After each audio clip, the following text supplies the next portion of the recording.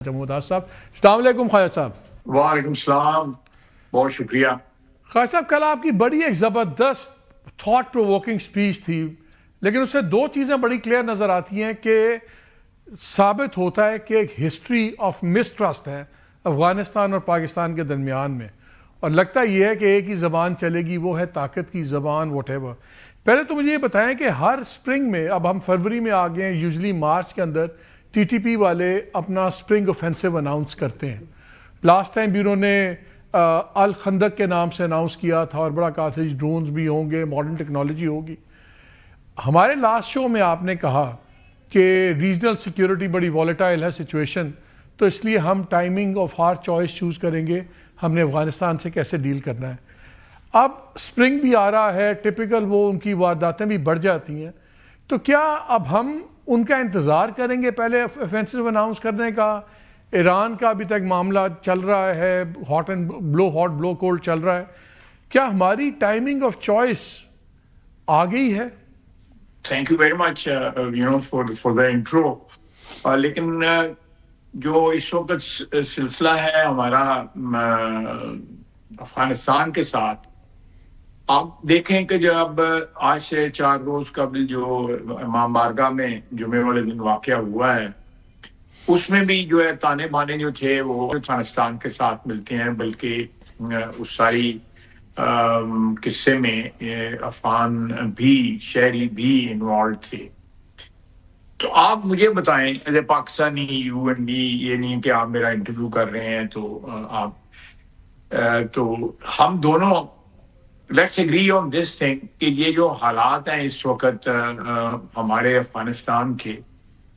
इसमें अफगानिस्तान की साइड से there is absolutely no sincerity. उसकी क्या वजह है? कोई हिस्टोरिकल बैकग्राउंड है which is embedded in their minds कि वो लोग जो है किसी तरह भी पिछले 78 साल के अंदर हमारे साथ उन्होंने कोई ऐसा रिलेशनशिप नहीं रखा जो सॉलिडली एतमाद के ऊपर बेस्ड हो। ट्रांजैक्शनल रिलेशनशिप रहे हैं, और उसमें हमारी जो मेजर कैटास्ट्रोफिकल जो थे way back in the 80s, जो हमने पेटनाइज किया, वहाँ पे जो जंग थी, अपना सॉइल इस्तेमाल करवाया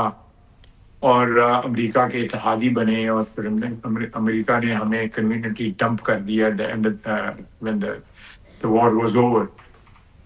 उसके बाद दोबारा हम इत्तेहादी बने डिस्पाइट दैट एक्सपीरियंस, लेकिन क्योंकि उस वक्त हुकूमतें जो थी वो इंडिविजुअल्स की थी दोनों दफ़ा, वो किसी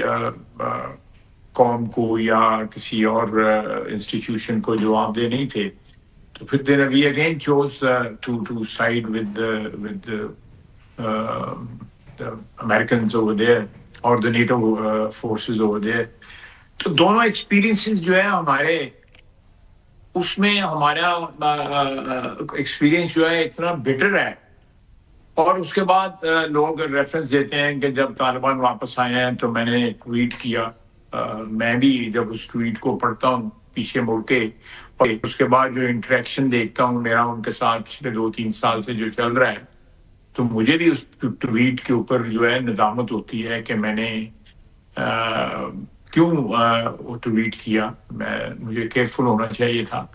और अगर उनका वहाँ पे काबुल में कब्जा हो गया है तो उसको, मुझे सवाल ये है कि मैं एक मजहबी उनके साथ एक एफिनिटी है,